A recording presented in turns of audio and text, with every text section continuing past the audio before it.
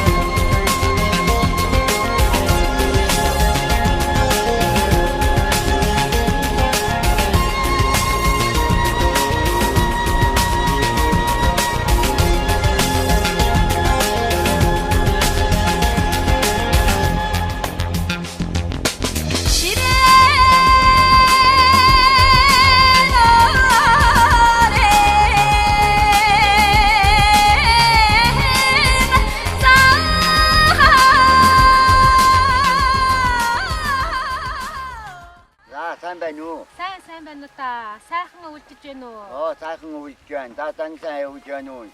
Сайн явж байна.